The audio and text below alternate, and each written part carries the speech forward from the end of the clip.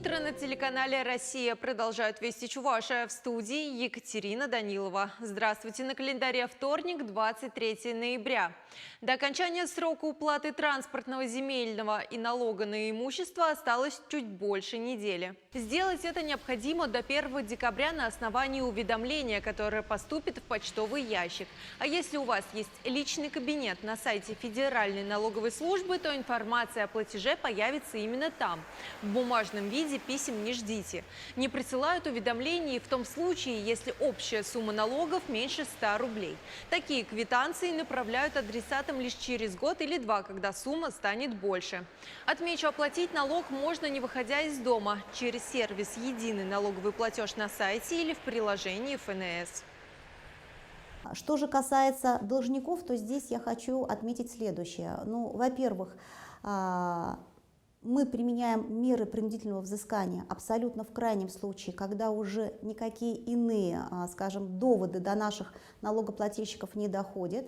В этом случае если наш налогоплательщик не уплачивает своевременно имеющуюся задолженность, во-первых, у него после срока наступления платежа начинается начисление пени.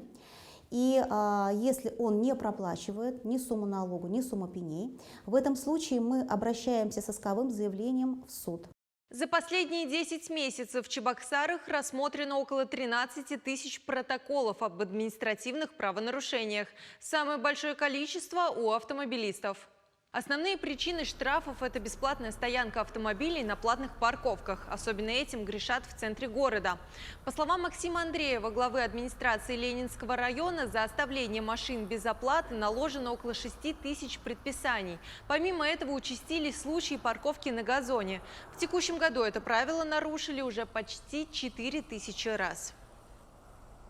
К другим темам. Учащихся первых 11 классов Чувашии научат создавать компьютерные игры.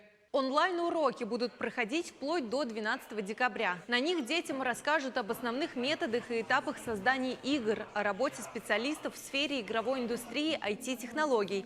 Также ребятам помогут определиться с будущей профессией.